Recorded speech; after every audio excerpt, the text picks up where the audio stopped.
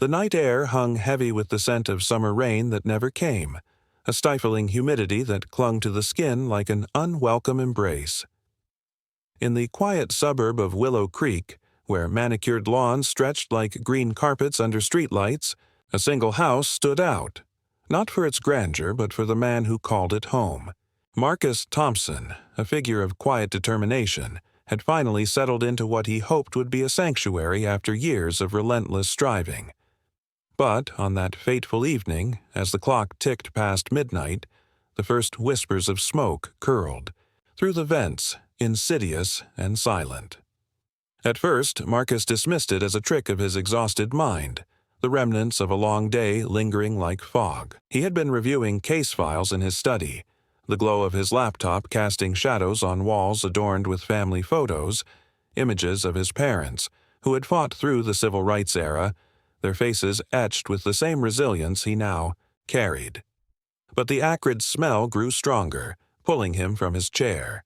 He moved toward the hallway, heart quickening, only to be met by a wall of heat that slammed into him like a physical force. Flames licked at the base of the stairs, devouring the wooden steps with greedy crackles. Panic surged through him, a primal fear that rooted him for a split second before instinct took over. He grabbed his phone, dialing emergency services as he bolted for the back door, the fire roaring behind him like a beast unleashed. Outside, under the moon's indifferent gaze, he watched his home, his hard-earned refuge, succumb to the inferno. Neighbors gathered in clusters, their faces illuminated by the orange blaze, murmuring in hushed tones. Sirens wailed in the distance, but Marcus knew this was no accident. The fire investigator would later confirm it. Arson, deliberate and vicious, with accelerants traced to common household items. But the motive? That lingered in the air like the smoke, thick with unspoken prejudice. Little did the perpetrator know Marcus was no ordinary victim. As a respected judge in the county court, he wielded the gavel with fairness born from his own battles against injustice. And in a twist that fate seemed to orchestrate with cruel irony, the woman responsible for this destruction, a self-appointed guardian of the neighborhood's standards, would soon step into the very courtroom where Marcus presided. The embers of his home still smoldered, but the real firestorm was just beginning, one that would expose the ugly underbelly of hidden racism in a place that prided itself on perfection. Marcus Thompson's journey to Willow Creek had been paved with the kind of perseverance that stories of triumph are made from, yet it was shadowed by the persistent specter of racial barriers. Born in the heart of Atlanta during the tail end of segregation's grip, Marcus grew up in a modest home where his parents instilled in him the value of education as the ultimate equalizer.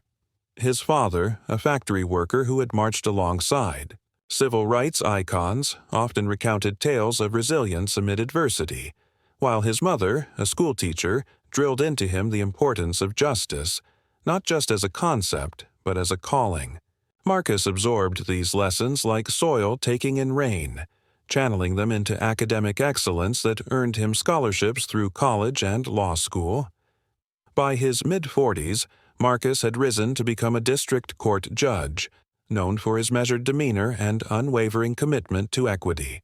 His courtroom was a bastion of fairness, where he handled everything from minor disputes to more serious civil matters, always mindful of the biases that could tip the scales. But personal life had been a quieter battle. After a divorce that left him reflective rather than bitter, he sought a fresh start in Willow Creek, an affluent suburb touted for its community spirit and pristine aesthetics. The house he purchased, a 2-story colonial with a wraparound porch, was more than bricks and mortar. It symbolized stability, a place to rebuild amid the chaos of his professional world. From the moment he moved in, however, the undercurrents of unease began to stir. The Homeowners Association, or HOA, ruled the neighborhood with an iron fist wrapped in velvet gloves, enforcing rules on everything from lawn heights to holiday decorations. At its helm was Susan Hargrove, a woman in her late 50s whose title as HOA president was worn like a crown. Susan embodied the archetype of suburban entitlement. Impeccably dressed in pastel cardigans, her hair always perfectly coiffed, she patrolled the streets in her luxury SUV, notepad in hand, ready to issue violations for the slightest infraction. But beneath her polished exterior simmered a deep-seated resentment toward anything that disrupted her vision of homogeneity. Marcus's arrival disrupted that vision profoundly. As the first black homeowner on Elm Street, he became an unwitting target. It started subtly, a welcoming basket left on his doorstep that felt more like a warning, filled with HOA bylaws highlighted in aggressive yellow. Susan's initial interactions were laced with forced smiles, but her eyes betrayed a cold appraisal.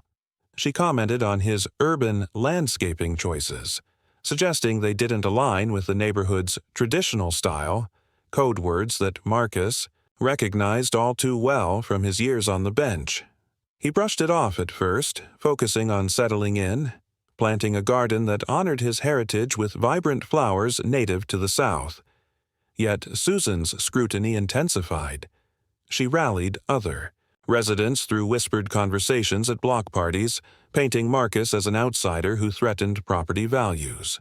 Anonymous notes appeared in his mailbox urging him to fit in or move out.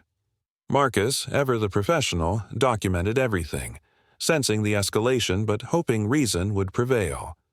He attended HOA meetings, speaking calmly about inclusivity, only to be met with Susan's pointed interruptions and the averted gazes of others. The racial undertones grew blatant. References to those people in emails, complaints about his music, even when none played, and surveillance that bordered on stalking. Susan's obsession deepened, fueled by a lifetime of unchallenged privilege, transforming her from a nuisance into a threat. Unbeknownst to her, Marcus's position as judge kept him connected to local authorities, but he chose patience over confrontation, until the night that patience was consumed by flames. As the days following Marcus's arrival unfolded, the neighborhood's facade of harmony began to crack under the weight of Susan's unyielding campaign. She started with the small things, the kind of petty enforcements that HOA presidents wield, to assert dominance. A notice slipped under his door cited his mailbox for being non-compliant with color standards, despite it matching every other on the block. Marcus complied, repainting it in the approved shade of taupe, but the act felt like surrendering a piece of his dignity. He reminded himself that he had faced worse, courtrooms where his authority was questioned not for his rulings, but for his skin color. Yet here, in his own home, the intrusions felt personal, a slow erosion of the peace he had earned. Susan, meanwhile, thrived on the control. Her days were structured around her role, mornings spent reviewing violation reports, afternoons driving through the streets with a keen eye for deviations. Her home, a sprawling McMansion at the end of the cul-de-sac, was a shrine to order, every shrub trimmed to perfection, every window gleaming. But her marriage had long since soured, her husband a distant figure who traveled for work, leaving her to fill the void with HOA duties. Friends in the neighborhood admired her dedication, or so they claimed in polite conversations, but privately they whispered about her intensity. Susan's worldview was narrow, shaped by a privileged upbringing, in a segregated town where differences were not celebrated but segregated. Marcus's presence challenged that, stirring a discomfort she masked as concern for community standards. The harassment escalated gradually, like a pot simmering toward a boil. One evening, as Marcus hosted a small barbecue for old law school friends, Susan appeared uninvited, clipboard in hand. She noted the gathering as a potential noise violation, even though laughter barely carried beyond his fence. Marcus greeted her politely, offering a plate of grilled vegetables, but she declined with a sniff, her eyes scanning the group, predominantly people of color, with thinly veiled disdain. That night, police arrived at his door, summoned by an anonymous tip about suspicious activity. The officers, recognizing Marcus from the courthouse, apologized profusely, But the incident left a bitter taste. He began to keep a journal, noting dates, times, and details, his legal mind preparing for what might come. Weeks turned into months, and Susan's tactics grew bolder. She lobbied the HOA board to impose fines for imagined infractions: his car's parking angle, the height of his recycling bin. Emails flooded his inbox, each one more accusatory than the last, laced with phrases like "maintaining our neighborhood's character" that carried the weight of exclusion. Marcus responded with measured letters, citing bylaws and requesting evidence, but Susan twisted his words in group newsletters portraying him as combative. Whispers spread, rumors that he was trouble, that his presence was driving down home values. One neighbor, emboldened by Susan's lead, left a Confederate flag sticker on his mailbox, a silent but screaming message. Marcus felt the isolation creeping in. Nights were spent in his study, poring over case law not for work, but to understand his rights as a homeowner. He reached out to civil rights organizations documenting the pattern that screamed harassment. Yet he hesitated to escalate legally, knowing that as a judge any public dispute could tarnish his impartiality. Instead, he focused on his work, where he could make a difference. In the courtroom, he presided over cases that echoed his own: struggles, discrimination suits, housing disputes, ruling with empathy born from experience. Colleagues respected him, litigants trusted his fairness, but at home, he was just another black man in a white space, fighting invisible battles. Susan's obsession deepened into something darker. She began surveilling his property, parking her car down the street with binoculars, noting his comings and goings. One afternoon, she confronted him directly in his driveway as he unloaded groceries. Her voice, sharp and unyielding, accused him of violating landscaping rules with his heritage garden. "This isn't the place for exotic plants," she said, the word exotic dripping with implication. Marcus stood tall, his judge's composure intact, reminding her that diversity strengthened communities. She stormed off, but her eyes burned with resentment. That encounter marked a turning point. Susan's actions shifted from bureaucratic to personal. The following week, vandalism struck. His front door was egged, racial slurs scratched into the paint. Marcus reported it to the police, who took statements but offered little beyond promises of patrols. Evidence pointed vaguely toward local teens, but Marcus suspected Susan's influence. Perhaps she had rallied them with tales of his non-compliance. He installed security cameras, their red lights blinking like watchful eyes, capturing footage of shadowy figures lurking near his property.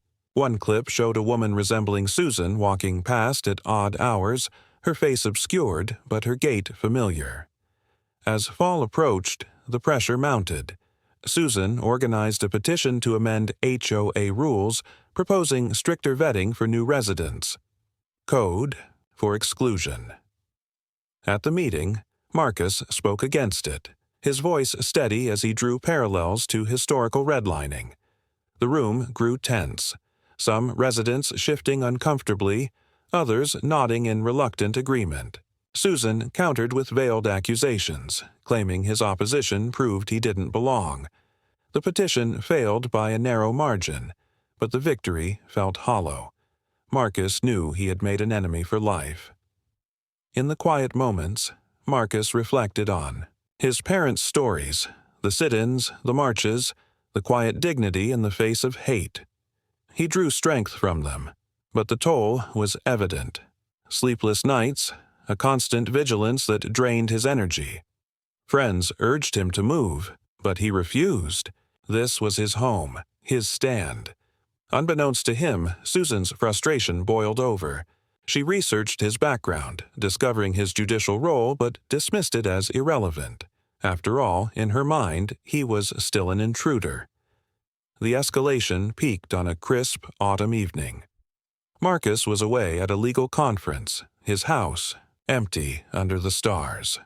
Susan, driven by a mix of rage and entitlement, slipped into his backyard under cover of darkness.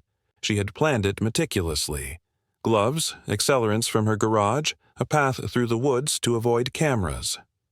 Pouring gasoline along the foundation, she struck a match, watching the flames ignite with a whoosh that mirrored her satisfaction. As she fled, the fire spread rapidly, consuming the structure in a blaze that lit the night sky. Neighbors awoke to the chaos. Fire trucks racing through the streets. Marcus received the call en route home, his world shattering in a single sentence. Rushing back, he arrived to ruins, charred walls, collapsed roof, memories reduced to ash. Investigators arrived at dawn, sifting through debris, finding traces of arson. Marcus provided his journal, the footage, pointing toward Susan without accusation. The police interviewed her, but she denied everything with wide-eyed innocence, her alibi shaky but unchallenged for now. In the aftermath, Marcus stayed with a colleague, his resolve hardening. He rebuilt his life piece by piece, filing insurance, claims, consulting lawyers. But the real storm brewed silently. Unaware of the investigation closing in, Susan carried on, smug in her victory. Little did she know, her next HOA-related dispute, a petty lawsuit against a neighbor for fence violations, would bring her face-to-face with the man she tried to destroy. The days blurred into a haze of paperwork and grief for Marcus. He mourned, not just the physical loss, but the violation of his sanctuary. Yet work called. As judge, he couldn't afford to falter. Returning to the bench, he handled cases with his usual poise, though the fire's embers lingered in his thoughts. Meanwhile, Susan reveled in her perceived triumph, hosting a neighborhood gathering where she subtly boasted about restoring order. Whispers of the fire circulated, but she deflected, blaming faulty wiring. The investigation progressed methodically. Forensics linked the accelerant to a brand sold locally. Receipts traced to Susan's credit card. Surveillance from nearby homes captured her vehicle in the vicinity. Detectives built a case but held off on arrest, gathering irrefutable evidence. Marcus, kept informed as the victim, maintained distance to avoid bias, but the irony gnawed. At him, Susan's arrogance led her to file a civil suit against another resident for unauthorized modifications, demanding court intervention. The case was assigned randomly to Marcus's docket. She received the summons, oblivious to the judge's identity, seeing it as another chance to wield power.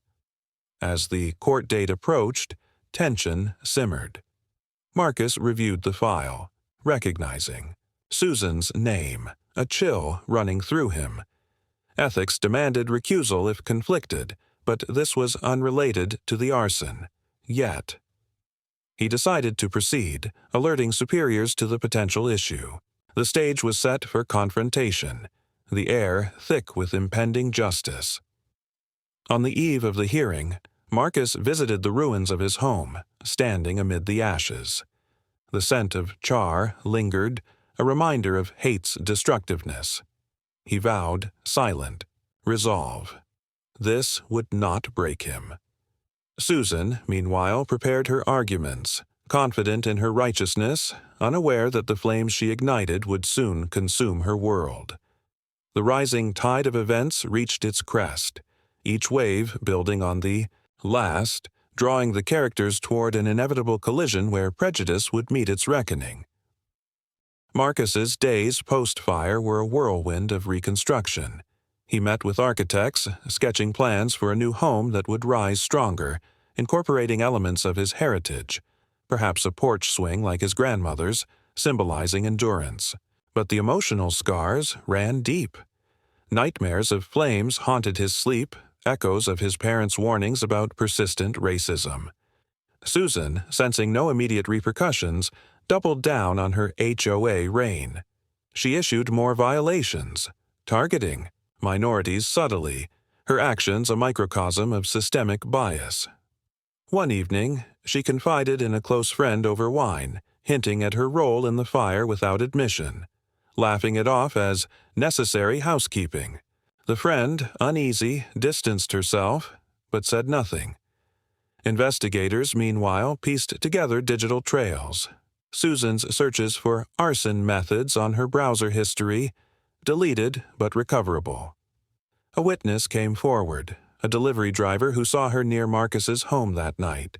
The net tightened. Marcus, back in court, presided over a discrimination case that mirrored his own, ruling in favor of the plaintiff with a passion that surprised his clerk. It fueled his determination. Susan prepped for her court appearance, practicing speeches about community standards, blind to the trap. The morning before the hearing, police knocked on her door with a search warrant. They found gloves with gasoline residue matching the accelerant. She protested, claiming contamination from yard work, but the evidence mounted. Yet the arrest waited, allowing the courtroom drama to unfold first. The county courthouse loomed. Like a sentinel of justice, its stone facade weathered by decades of verdicts and pleas. On that crisp Monday morning, just 7 days after the fire's devastation, the building buzzed with the usual rhythm. Lawyers shuffling papers, clerks calling dockets, the faint echo of footsteps on marble floors. Marcus arrived early, his robe draped over his arm like a mantle of responsibility. The weight of the weekend's ruins pressed on him, but he channeled it into focus. Today's calendar included routine civil matters, including Susan's suit, a dispute over a neighbor's fence that she claimed violated HOA covenants. He had reviewed it meticulously, noting the pettiness but unaware of the storm about to break. As the session began, Marcus ascended the bench, his gavel striking with authority. The courtroom filled with litigants, spectators sparse but attentive. Susan entered last, dressed in her signature pastel suit, her posture exuding confidence. She took her seat at the plaintiff's table, flipping through notes, oblivious to the judge's identity at first. The bailiff called the case, and as Marcus announced it, his voice steady and resonant, Susan looked up. Recognition dawned slowly, her eyes widening in disbelief. The man she had tormented, whose home she had reduced to ashes, sat elevated before her, the embodiment of the power she had sought to undermine. The room seemed to hold its breath. Susan's face drained of color, her hands trembling as she gripped the table. Marcus maintained composure, his expression neutral, but inside, a torrent of emotions surged. Anger at the violation, sorrow for the hate that drove it, resolved to see justice done. He proceeded with the hearing, questioning the merits of her claim. Susan stumbled through her opening statement, her usual eloquence fractured by shock. The defendant, her neighbor, presented evidence of compliance, but the real drama unfolded beyond the case. Midway through, the courtroom doors swung open. 2 detectives entered, badges glinting under the lights, approaching the bench with a warrant. Whispers rippled through the room as they handed documents to Marcus. He reviewed them quickly. Arrest warrant for Susan Hargrove on charges of arson, property destruction, and hate crime enhancements backed by irrefutable evidence. Footage, forensics, witness statements. The timing was impeccable, orchestrated by investigators who had waited for this moment to maximize impact. Marcus declared a recess for the unrelated matter, then addressed Susan directly for the first time in this context. Though protocol demanded, recusal now that conflict arose, he read the charges aloud, his voice cutting through the tension like a blade. Susan rose unsteadily, protesting innocence, but the detectives cuffed her gently, leading her away as cameras from local media, tipped off anonymously, flashed. The courtroom erupted in murmurs, the weight of the revelation crashing down. Susan's empire of control crumbled in an instant, her face a mask of humiliation as she was escorted out, the clink of handcuffs echoing her fall. For Marcus, the climax was bittersweet. As the gavel fell adjourning the session, he felt the release of pent-up tension, but also the profound sadness of necessary confrontation. The fire's destroyer now faced the flames of accountability, her actions exposed in the very arena where justice prevailed. In the wake of the courtroom spectacle, Willow Creek transformed from a bastion of superficial harmony into a cauldron. of reflection and change. Susan's arrest made headlines, not just locally but across state lines, her story a cautionary tale of unchecked prejudice igniting literal destruction. Marcus stepped back from the case, recusing himself fully, allowing a colleague to preside over her trial. Evidence mounted overwhelmingly. The gasoline receipts, the surveillance clips, even her own journal entries ranting about intruders in the neighborhood. Prosecutors framed it as a hate crime, drawing on Marcus's documented harassment to paint a picture of systemic racism cloaked in suburban normalcy. Susan pled not guilty at first, her lawyer arguing momentary lapse, but the weight of proof crushed her defense. Community members, once silent enablers, came forward with testimonies of her bigotry, their guilt prompting a wave of apologies to Marcus. The trial lasted months, each day unraveling her facade. Convicted on all counts, she received a sentence. Of 15 years, her HOA crown stripped, her home sold to cover restitution. In prison, she faced the isolation she had inflicted, a mirror to her actions. For Marcus, rebuilding began physically and emotionally. Insurance covered the house, but he redesigned it with intention. A community center annex for diversity workshops, turning pain into purpose. Neighbors rallied, some ashamed of their passivity, organizing fundraisers and vigils against hate. Marcus's story inspired local policies. HOA reforms mandating anti-bias training, stronger protections against discrimination. His courtroom became a symbol, his rulings infused with deeper empathy. Years later, Marcus reflected on the fire not as destruction, but as a forge that tempered his resolve. The neighborhood diversified, welcoming new families of all backgrounds, the air lighter without Susan's shadow. What if one act of courage could dismantle decades of silent injustice? In a world still grappling with racism's embers, stories like this remind us, vigilance and empathy are the true extinguishers. How? Will you stand against the flames in your own community?